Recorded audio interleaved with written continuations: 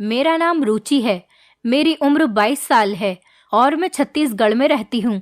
मुझे ना जाने क्यों ऐसा लग रहा था कि सब नॉर्मल होकर भी नॉर्मल नहीं है, या फिर ये सब कुछ ज्यादा दिनों के लिए नहीं है। यही सब सोच सोच कर मेरे सर में बुरी तरह से दर्द हो रहा था। मुझे ऐसा लग रहा था कि अगर मैं एक दिन भी इस आदमी के साथ रही तो मैं पागल हो जाऊंगी। कभी कभी मुझे लगता था कि मैं एक पागल औरत हूँ, लेकिन कभी कभी मुझे ऐसा लगता था कि मेरा पति ही पागल आदमी है। मैं डिसाइड नहीं कर पा रही थी कि हम दोनों में से कौन नॉर्मल था और कौन नहीं। एक फिटकरी थी जो मेरी जिंदगी की सबसे बड़ी मुसीबत बन चुकी थी। कोई सोच भी नहीं सकता था। एक छोटी सी सफेद रंग की फिटकरी ने मेरी जिंदगी में जीना दुश्वार कर दिया था। रोज मेरा पति एक नई तरह की फिटकरी घर में लेकर आता था और उसे इतना संभाल कर रखता था कि जैसे वो कोई हीरे या जवारात हो। वो पागलों की तरह हर 10 मिनट बाद आकर अपनी फिटकरी का ध्यान रखा करता था कि कहीं फिटकरी खराब तो नहीं हो गई, और कहीं कोई फिटकरी को चोरी करके तो नहीं ले गया, और कहीं कोई चीज फिटकरी के ऊपर तो नहीं गिर गई जिससे फिटकरी वेस्ट हो जाए। वो बार बार अपनी लाई हुई फिटकरी का ख्याल रखा करता था। कभी उसे लॉकर में रखता तो कभी उसे कबर्ड में रख देता, तो कभी उसे सूटकेस में संभाल कर रख देता था, तो कभी किचन में आटे के डिब्बे में छुपाकर रख देता था। मैं सोच सोच कर पागल हो गई थी कि आखिरकार इस फिटकरी में ऐसा भी क्या था जो मेरा पति उस फिटकरी के लिए पागल हुआ जा रहा था, और उसे फिटकरी की इतनी ज्यादा परवाह थी। शादी के बाद मैं जब नई नई दुल्हन बनकर इस घर में आई थी तो तब भी मेरे पति के हाथ में यही फिटकरी थी। वो मुझसे बात करने के बाद अपनी फिटकरी को लेकर बाथरूम में चला गया था और मेरे पति को गए हुए लगभग 3 घंटे हो गए थे। मैं अपने पति का बहुत देर तक इंतजार करते करते सो गई थी, क्योंकि मैं भी दुल्हन बनकर काफी थक गई थी, इसलिए मुझे नींद आ गई थी। और आखिरकार मैं अपने पति का कब तक इंतजार कर सकती थी। मेरा पति तो ना जाने कब बाथरूम से बाहर निकलता। मैं कब सो गई मुझे कुछ पता ही नहीं चला। सुबह को जब मेरी आंख खुली तो मेरा पति मुझे बिस्तर पर नजर नहीं आया था। मैं सोच में पड़ गई थी कि क्या उसने सारी रात बाथरूम में ही बिताई थी। मैं बड़ी परेशान हो गई थी और मैंने देखा कि वो बाथरूम से निकला और उसके हाथ में वही थैला मौजूद था जिसके अंदर फिटकरी थी। मेरा पति बहुत बहुत देर तक अपनी फिटकरी के साथ बाथरूम में बंद रहता था और बाहर आने के बाद कहता कि सारी कमी पूरी हो गई है, और मैं शर्मिंदा हो जाती थी कि ना जाने वो कैसी कमी पूरी होने की बात कर रहा था। वो दिन था और आज का दिन मेरी शादी को लगभग 3 महीने हो गए थे, और ये फिटकरी थी कि जिसकी कहानी आज तक खत्म होने का नाम ही नहीं ले रही थी। वो बार बार बाथरूम में जाता और फिटकरी का वो थैला बाथरूम के अंदर जाते हुए और बाथरूम से बाहर आते हुए भी उसके हाथ में ही होता था। बाथरूम से लगातार पानी गिरने की आवाज आती रहती, और जब ज्यादा देर हो जाती तो मेरा पति बाथरूम से बहुत खुश होकर बाहर निकलता था। मैं तो बड़ी अजीब सी उलझन में फंस गई थी। मैं अपनी परेशानी किसी को बता भी नहीं सकती थी। ये सच्चाई जानने के लिए एक रात मैंने बाथरूम की खिड़की से झांक कर देखा तो मेरा दिमाग फट गया था और मेरे होश उड़कर रह गए थे। मेरे माता पिता मुझे बहुत प्यार किया करते थे क्योंकि मैं उनकी लाडली बेटी थी। मैं अपने सब भाई बहनों में सबसे छोटी थी, इसलिए मुझे अपने माता पिता के साथ साथ अपने बड़े भाई बहनों का भी बहुत प्यार मिला था। मेरे माता पिता का कहना था कि मैं बचपन में काफ़ी बीमार रहती थी और मेरे माँ बाप हमेशा मेरे ठीक होने की प्रार्थना करते रहते थे। बचपन में मेरा काफ़ी इलाज भी हुआ था, इसलिए मुझसे मेरे घर में सारे लोग बहुत ज़्यादा प्यार किया करते थे। मेरे माता पिता ने भगवान के आगे प्रार्थना की और रो रो कर मेरी जिंदगी की भीख मांगी थी, मगर मेरे माता पिता को ये पता नहीं था कि उनकी जिंदगी इतनी जल्दी उनको छोड़कर चली जाएगी और उनकी सबसे लाडली और छोटी बेटी उनके पीछे अनाथ हो जाएगी। अगर मेरे माता पिता को ये बात पता होती तो वो कभी भी बचपन में मुझे नहीं बचाते। मेरे परिवार में मेरे माता पिता के अलावा मेरे एक बड़े भैया और एक बड़ी बहन भी थी। वो सब लोग एक साथ मुझे छोड़कर इस दुनिया से चले गए। मैं 7 साल की थी जब हमारी पूरी फैमिली पिकनिक के लिए जा रही थी। तभी रास्ते में अचानक हमारी गाड़ी का एक्सीडेंट हो गया था। एक्सीडेंट इतना ज़्यादा खतरनाक था कि मेरे माता पिता और मेरे दोनों भाई बहन की मौके पर ही मौत हो गई थी। लेकिन शायद भगवान को मुझे ज़िंदगी देनी थी, इसलिए कितने लोगों की मौत हो जाने के बाद मैं अकेली बच गई थी। मेरे मामूली सी चोट आई थी, लेकिन मेरी जिंदगी बच गई थी। लोग मुझे देखकर हैरान हो रहे थे कि ये लड़की कैसे बच गई। कहते हैं कि जिसकी जिंदगी भगवान लिख दे उसे कौन मार सकता है। और कुछ लोग मुझे देखकर बहुत अफसोस भी कर रहे थे कि मैं अपने माता पिता के बिना कैसे इस दुनिया में अकेली रहूंगी। अच्छा तो यही होता कि मैं भी अपनी फैमिली के साथ ही इस दुनिया से चली जाती। लोग कह रहे थे कि ये लड़की अब अनाथ होकर जिंदगी कैसे गुजारेगी, कौन इसकी परवरिश करेगा। इसी तरह से मेरी पूरी फैमिली खत्म हो चुकी थी और मैं अकेली हो गई थी, क्योंकि मैं बिल्कुल लावारिस थी। मेरे पिता के सौतेले भाई ने मुझे अपने घर में जगह दे दी थी, क्योंकि और कोई मुझे अपने साथ रखने के लिए तैयार ही नहीं था। और मेरी माँ के रिश्तेदार तो डर की वजह से कभी हमारे घर पर अफसोस करने के लिए भी नहीं आए थे।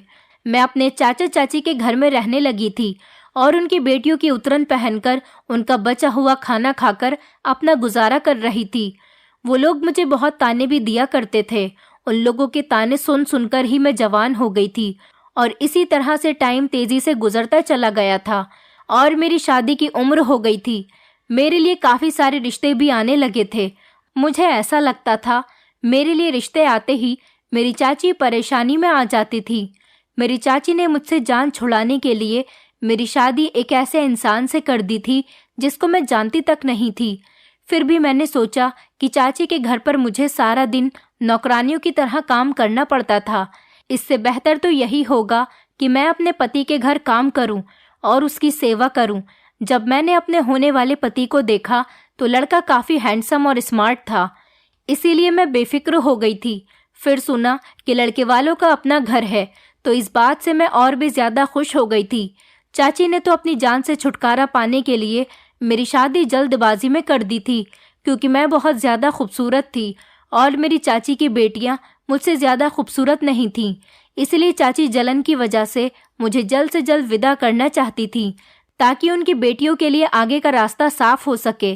विदाई के टाइम पर चाची ने मुझसे कहा था कि अब ससुराल में ही रहना, मेरे घर आने की कोई ज़रूरत नहीं। मेरे पास तो इतने पैसे नहीं हैं कि मैं तुम्हारा खर्चा उठा सकूं। जैसे भी हालात हों तुम्हें अपने ससुराल में ही रहना है, और अगर अपनी ससुराल में तुम्हें कोई परेशानी लगे तो चुपचाप उसे बर्दाश्त करना। तलाकशुदा बनकर मेरे घर पर आने की कोई ज़रूरत नहीं। चाची की इस बात ने मुझे बहुत परेशान कर दिया था। वो इस तरह की बातें ना जाने मुझसे क्यों कर रही थी। अभी तो मेरी विदाई भी पूरी नहीं हुई थी और वो तलाक तक पहुंच गई थी। आखिर वो ऐसा क्यों कह रही थी? क्या लड़के में कोई खराबी थी या उसके घर वालों में कोई गड़बड़ थी? मेरे दिमाग में अजीब अजीब तरह के सवाल पैदा होने लगे थे और इन्हीं सवालों को सोचते हुए जब मैं अपनी ससुराल विदा होकर चली गई तो शादी की पहली रात ही मुझे अंदाजा हो गया था कि चाची इस तरह की बातें क्यों कर रही थी। जिस लड़की के पति ने शादी की पहली रात उसके साथ रिलेशन बनाने के बजाय सारी रात बाथरूम में ही गुजार दी हो तो उसकी दिमागी हालत क्या होगी। शर्म की वजह से ये सवाल मैं अपने पति से कर भी नहीं सकती थी, क्योंकि मैं नई नवेली दुल्हन थी और नई नवेली दुल्हन ऐसी बात कहती कि उन्होंने ऐसा क्यों नहीं किया और सारी रात बाथरूम में क्यों रहे, तो ये बात गलत हो जाती। मैंने सोचा कि मैं तो सो गई थी, हो सकता है कि वो भी आकर सो गए होंगे। शायद बहुत सुबह को वो दोबारा बाथरूम में नहाने के लिए चले गए हों। बस यही सोचकर मैंने अपने दिल को तसल्ली दे दी थी, लेकिन मेरी ये तसल्ली किसी भी काम नहीं आई थी जब रोज़ाना कमरे में मेरा पति यही अजीबोगरीब तरह की हरकतें करने लगा था। शादी को 1 महीना पूरा होते ही मेरी सास ने पोता पोती की रट लगा ली थी। मेरी सास को तो ये भी नहीं पता था कि 1 महीने में से एक भी दिन उनके बेटे ने मुझे हाथ तक नहीं लगाया था। उनका बेटा तो ना जाने किन हरकतों में बिजी रहता था और मैं शर्म की वजह से ये बात किसी से कह भी नहीं सकती थी। 1 महीने बाद जब मैं चाची से मिलने उनके घर पर गई तो चाची मुझे देखकर परेशान हो गई थी और एकदम से उन्होंने मुझसे सवाल किया कि मैं अपना घर छोड़कर तो नहीं आई हूँ। चाची के सवाल पर मैंने बड़ी हैरत से उनकी तरफ देखा। मेरी विदाई के टाइम पर भी उनका मेरे साथ यही बिहेवियर था और मैं पूरे 1 महीने बाद उनसे मिलने के लिए आई थी, तब भी वो मेरे साथ ऐसी अजीबोगरीब बातें कर रही थी। मैंने चाची से कहा कि नहीं, मैं तो सिर्फ आपसे मिलने के लिए यहाँ पर आई हूँ। मुझे उनकी बात से बहुत दुख पहुँचा था। मैंने अपना सारा बचपन और लड़कपन इस घर में ही गुजारा था। मुझे इस घर से बहुत ज़्यादा लगाव था। क्या मेरा इतना भी हक नहीं बनता था कि मैं इस घर में अपने चाचा चाची से मिलने के लिए भी कभी कभी आ जाऊं? मैं उदास होकर अपने घर को वापस आ गई थी और इधर देखा कि मेरा पति फिटकरी उठाकर बाथरूम में जा रहा था। अपने पति को तो मैं कभी दिखाई ही नहीं देती थी। मैं इस घर में अपने पति के लिए बस मामूली सी थी। वो अपनी पत्नी से ज्यादा फिटकरी से मोहब्बत करता था। कभी कभी तो मैं सोचती थी कि मैं खामोशी रहूं और अपने गुस्से पर कंट्रोल करूं और इसे अपनी किस्मत में लिखा हुआ समझकर अपने भाग्य के साथ समझौता कर लूं। फिर अगले ही पल मुझे याद आता कि मैं क्यों खामोश रहूं और मुझे तो बल्कि अपने पति का सारा सच दुनिया के सामने लाना चाहिए। मगर ऐसा तो मैं सिर्फ अपने सपनों में ही कर सकती थी। हकीकत में तो मुझे परेशान होने के अलावा और कोई दूसरा काम भी नहीं आता था। अब मैंने खुद को घर के कामों में बिजी रखना शुरू कर दिया था और मैं ज्यादा से ज्यादा अपने आप को बिजी रखने की कोशिश में लगी रहती थी। अब मेरा सारा ध्यान घर वालों के कपड़े धोना, खाना बनाना और घर की साफ सफाई करने में ही लगा रहता था। मैं चाची के घर में भी नौकरानी थी और अपनी ससुराल में आकर भी नौकरानियों की ही जिंदगी गुजार रही थी। फिर मैंने सोचा कि आखिरकार मैं कब तक इस तरह की जिंदगी गुजारूंगी। मुझे अपने पति से बात करनी ही होगी। एक दिन मैंने बंद शब्दों में अपने पति को ये बात समझा दी थी कि उनकी माँ मुझसे पोता पोते की डिमांड करती है। ये बात सुनकर जैसे मेरे पति को करंट सा लग गया था। उन्होंने फौरन ही कहा कि अभी ऐसा कुछ भी नहीं हो सकता और ऐसा बिल्कुल मुमकिन नहीं। इतना कहकर वो कमरे से बाहर चले गए थे तो मैं अपना सर पकड़कर बैठ गई, क्योंकि मुझे अपने पति पर पहले से ही शक था और अब मुझे अच्छी तरह से यकीन हो गया था कि मेरा पति नामर्द है। इसलिए वो फिटकरी का बहाना बनाकर रोज रात को बाथरूम में चला जाता है और फिर मेरे सोने का इंतजार करता है। जब मैं सो जाती हूँ तो वो बाथरूम से बाहर निकल कर आता है। वो ऐसे ही करता है, वरना कोई मर्द ऐसा नहीं होता जो अपनी नई नवेली दुल्हन को अकेला छोड़कर इस तरह से सारी सारी रात खुद को बाथरूम में बंद नहीं रखता। मैंने सोचा अब मुझे अपने पति के इस राज से पर्दा हटाना ही पड़ेगा और मैं सच जानकर ही रहूंगी और यही सारा सच मैं सब लोगों के सामने लेकर आऊंगी। एक दिन रात के टाइम पर मैंने सोचा कि मैं सोने की एक्टिंग करती हूँ और देखती हूँ कि मेरा पति रात में क्या करता है। मैंने आज ही अपने पति से कहा था कि मुझे बहुत नींद आ रही है और मेरी तबीयत ठीक नहीं। मेरा सर दर्द से बुरी तरह फटा जा रहा है, इसलिए वो मुझे जगाने की कोशिश न करे। मेरी ये बात सुनकर तो मेरे पति के चेहरे पर अजीब सी मुस्कुराहट आ गई थी, जैसे कि उन्हें इंतजार हो कि मैं जल्दी से सो जाऊं। मेरे पति ने मुझसे कहा कि ठीक है, अगर तुम्हारी तबीयत ठीक नहीं तो तुम जल्दी से सो जाना, मैं तुम्हें बिल्कुल भी डिस्टर्ब नहीं करूंगा। उसने कमरे की लाइट बंद कर दी और कमरे से बाहर निकल गया।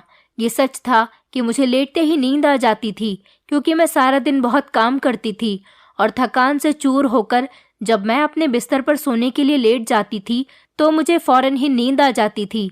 लेकिन मैं आज बहुत कोशिश कर रही थी कि मैं जागती रहूं, लेकिन मेरा नींद पर कोई बस नहीं था।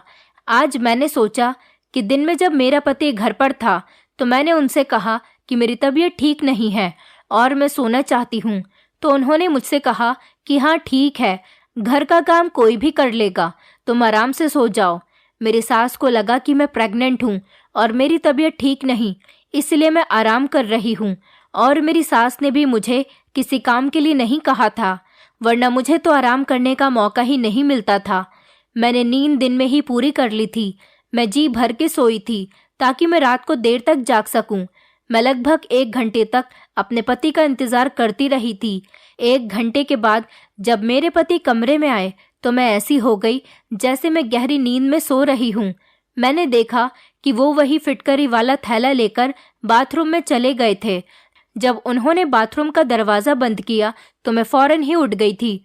मुझे डर नहीं था कि वो बाहर आएंगे, क्योंकि मुझे पता था कि अब वो काफी देर तक बाहर आने वाले नहीं। मैं घर के बैक साइड वाले हिस्से की तरफ जाने लगी थी और चोरों की तरह धीरे धीरे खड़ी हुई थी, जहां पर बाथरूम की खिड़की भी थी। लेकिन बाथरूम की खिड़की बहुत ऊंचाई पर थी और उस खिड़की से मैं अंदर तक नहीं देख सकती थी, क्योंकि खिड़की की ऊंचाई के हिसाब से मेरा कद बहुत छोटा रह गया था।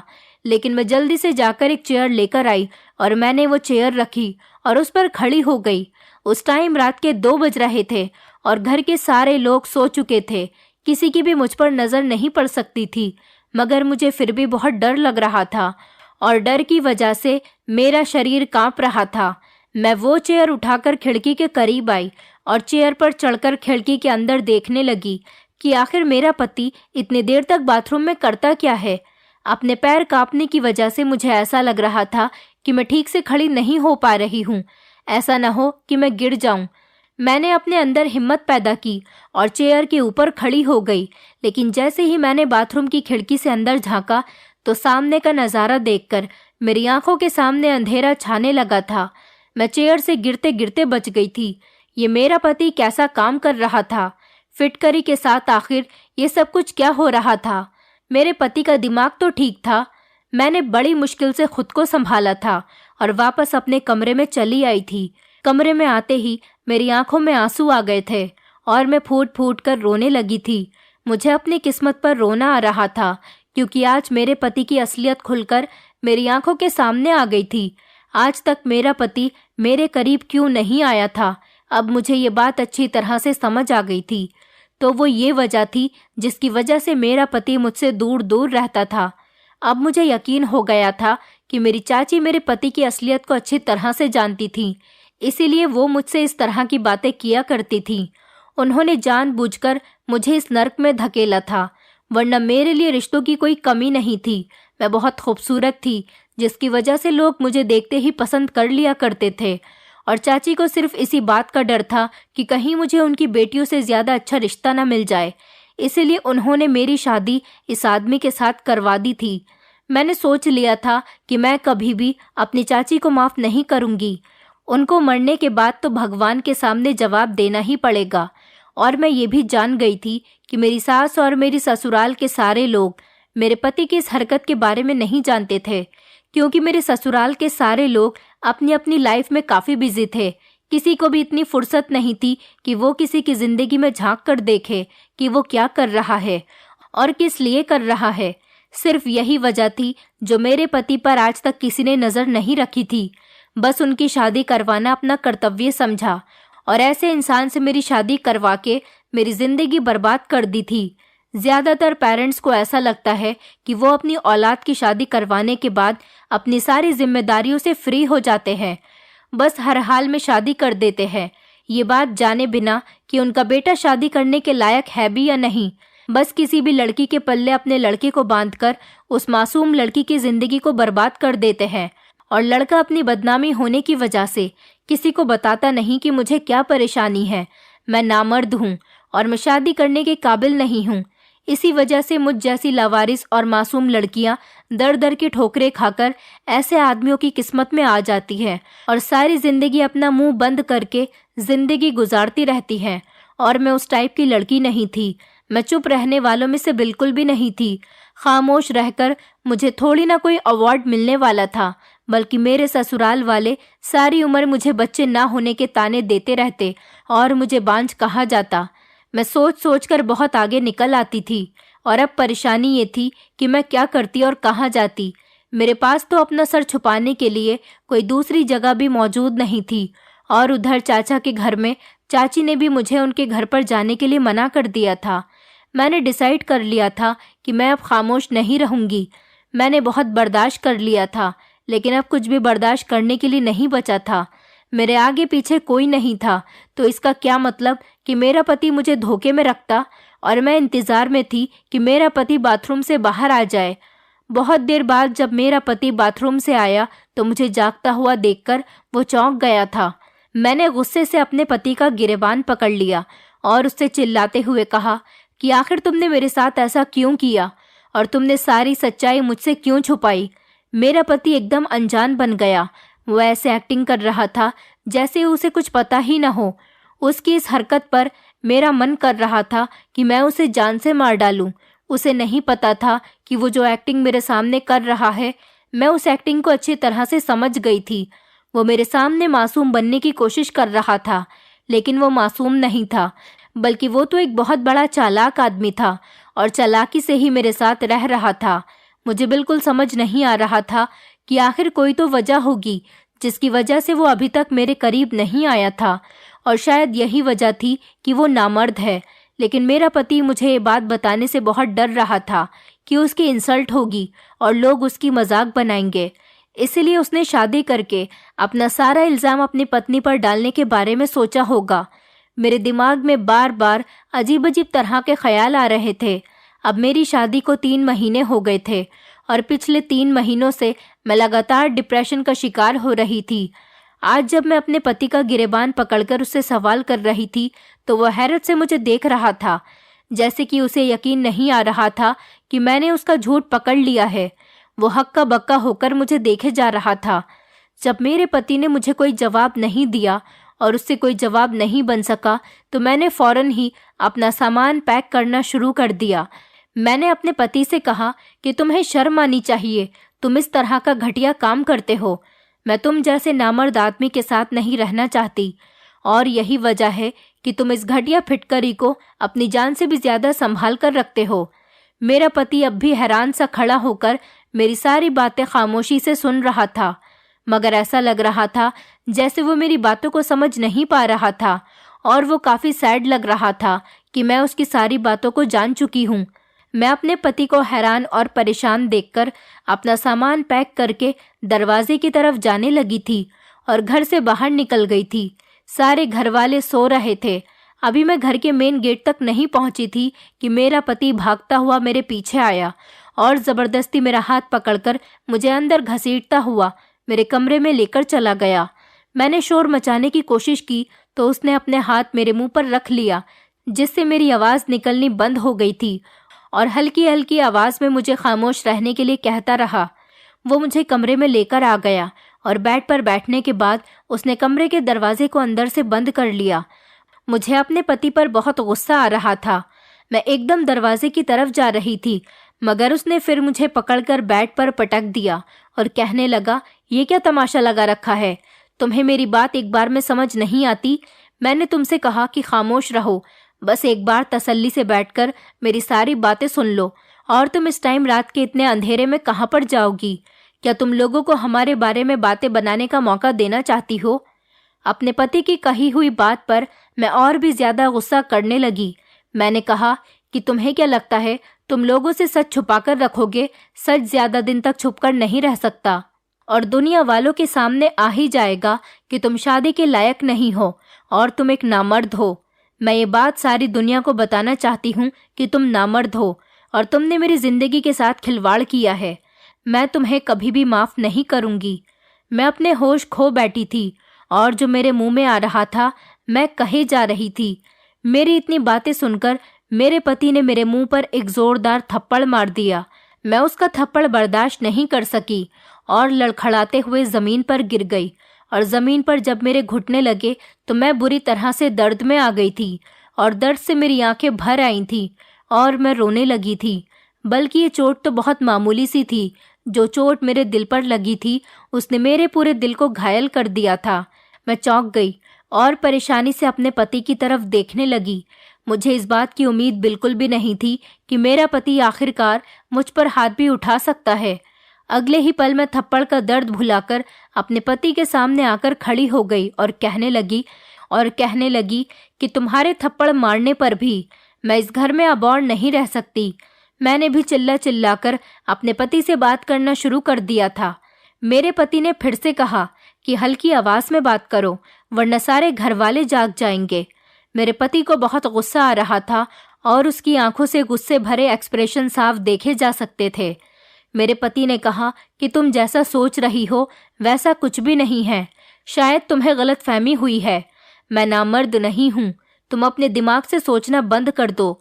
मैं नामर्द नहीं हूँ, बल्कि मैं एक बहुत बड़ी बीमारी का शिकार हूँ, जिसकी वजह से एक वैद्य ने मुझे ये इलाज करने के बारे में बताया था कि मैं फिटकरी के इस्तेमाल से जल्द सेहतमंद हो जाऊंगा। पहले तो मैं बिल्कुल ठीक था, लेकिन पिछले 6 महीने से मेरे शरीर में बुरी तरह से खुजली हो रही थी और धीरे धीरे बदबू भी पैदा होने लगी थी और इस वजह से मेरे करीब कोई नहीं आता था। मैंने अपनी इस बीमारी का हर तरह से इलाज किया, बड़े से बड़े डॉक्टर को दिखाया और काफ़ी सारी महंगी दवाइयों का भी इस्तेमाल किया। नेट से देखकर हर घरेलू उपाय भी इस्तेमाल कर लिया, लेकिन मुझे सिर्फ नॉर्मल सा ही फ़ायदा होता था। मगर अब मेरी ये बीमारी काफ़ी हद तक बढ़ गई थी और मुझे बहुत दिक्कत का सामना करना पड़ता था। काफ़ी बड़े बड़े डॉक्टर्स को दिखाया तो उन्होंने बताया कि मेरे खून में इन्फेक्शन हो गया है। कुछ सालों पहले जब मेरी बहुत तबीयत खराब हुई थी तो मुझे खून की ज़रूरत पड़ गई थी। तब डॉक्टर के कहने पर मुझे एक आदमी ने खून दिया था। तभी से ही मैं इस बीमारी का शिकार हो गया हूँ। डॉक्टर का कहना है कि उस आदमी के खून में एलर्जी थी, इसलिए मेरे खून में भी इन्फेक्शन हो गया और मेरी सारी बॉडी पर एलर्जी हो गई। उस आदमी का खून मुझे सूट नहीं किया और तभी से ही मैं इस हाल में हूँ। डॉक्टर ने बताया कि अगर आप किसी के करीब जाओगे तो आपकी बीमारी किसी दूसरे को भी लग सकती है, इसीलिए मैं तुम्हारे करीब नहीं आता था। फिटकरी का इस्तेमाल करने से मुझे कुछ घंटों के लिए सुकून मिल जाता था, मगर परेशानी सिर्फ एलर्जी ही नहीं थी। एक परेशानी ये भी थी कि अगर मैं तुम्हारे करीब आता तो मेरी ही बीमारी तुम्हें भी लग सकती थी। ये कोई मामूली बीमारी नहीं, बल्कि बहुत बुरी और फैलने वाली बीमारी है। मैं तुम्हें भी अपने जैसा नहीं करना चाहता था। मेरा इलाज तो काफ़ी टाइम से चल रहा था, लेकिन धीरे धीरे मेरी परेशानी बढ़ती ही चली जा रही थी। मुझे किसी ने एक मशहूर वैद्य के बारे में बताया तो मैं उसके कहने के मुताबिक उस वैद्य के पास चला गया था। मैंने जब वैद्य से मुलाकात की तो उन्होंने मेरा पूरी तरह से चेकअप किया और मुझे यकीन दिलाया कि मैं जल्दी ही ठीक हो जाऊंगा। इस वैद्य ने मेरा इलाज शुरू कर दिया था और उधर मेरे घर वालों ने मेरी शादी का हंगामा किया हुआ था, क्योंकि मेरी एक बहन लंदन से आई हुई थी और उसे मेरी शादी अटेंड करना बहुत ज़रूरी था, क्योंकि फिर कुछ सालों तक मेरी बहन का आना यहाँ पर मुमकिन नहीं था। मैंने अपने माता पिता को बहुत इनकार किया कि मैं अभी शादी करने के लिए तैयार नहीं हूँ, लेकिन मेरी किसी ने एक भी नहीं सुनी और मेरी शादी की डेट भी मुझसे बिना पूछे ही तय कर दी। इसी तरह से हमारी शादी भी हो गई। जब मैं वैद्य जी के पास गया और मैंने उनको बताया कि अब मेरी शादी होने वाली है, तो उन्होंने कहा कि अभी 2-3 महीने तक तुम्हारी शादी नहीं होनी चाहिए थी। जब तक इलाज पूरा नहीं हो जाता तब तक तुम्हें किसी के करीब भी नहीं जाना। मैं अपने फैमिली के हर मेंबर से भी दूरी बनाकर ही बात किया करता था और ना ही उन लोगों के साथ उठता बैठता था। फिलहाल मेरी शादी की डेट तो फिक्स हो गई थी।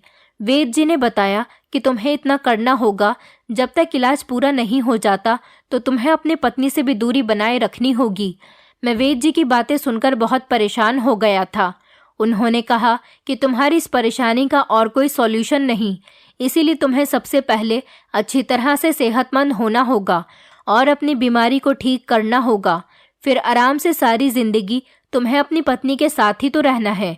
क्योंकि वैद्य जी के इलाज से मुझे काफ़ी फ़र्क होने लगा था और मैं खुद को काफ़ी हद तक ठीक महसूस कर रहा था, इसलिए मुझे वैद्य जी की बात माननी पड़ी थी और मैंने सोचा था कि शादी करने के बाद मैं तुम्हें सारी हकीकत बता दूंगा, मगर ना जाने क्यों मुझे तुमसे कुछ भी कहने की हिम्मत ही नहीं होती थी और बस यही मेरी सबसे बड़ी गलती थी, जिसकी वजह से तुम मुझे गलत समझ बैठी और मुझे गलत समझने पर मजबूर हो गई थी।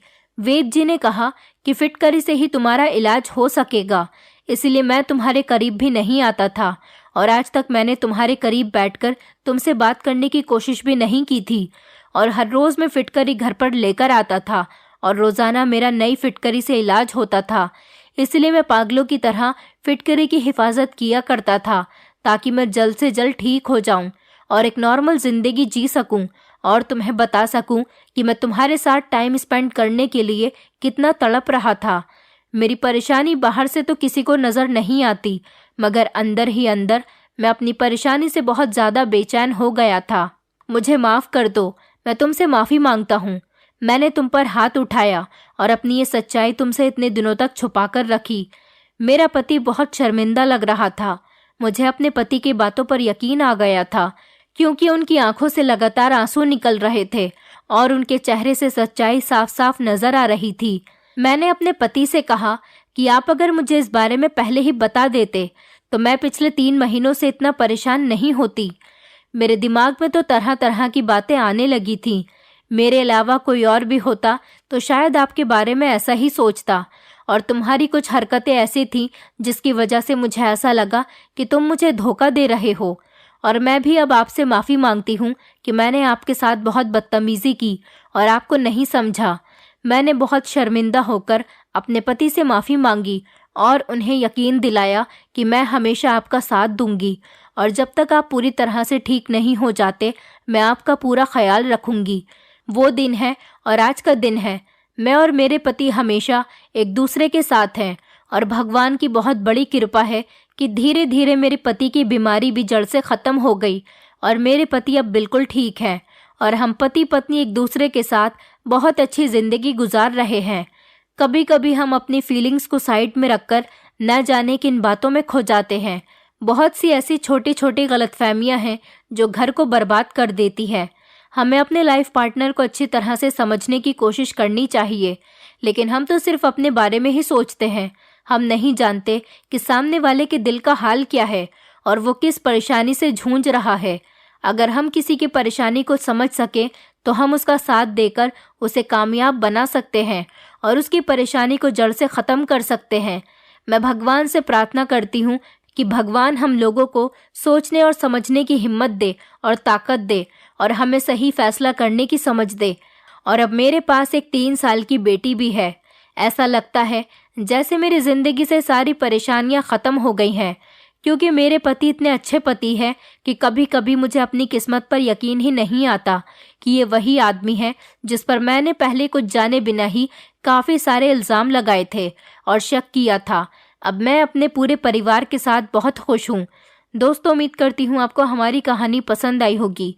कहानी पसंद आई है तो वीडियो को लाइक करें, चैनल पर नए हैं तो चैनल को सब्सक्राइब करें और हाँ, नोटिफिकेशन बेल को ज़रूर दबाएं ताकि अगली अपडेट सबसे पहले आपको मिले।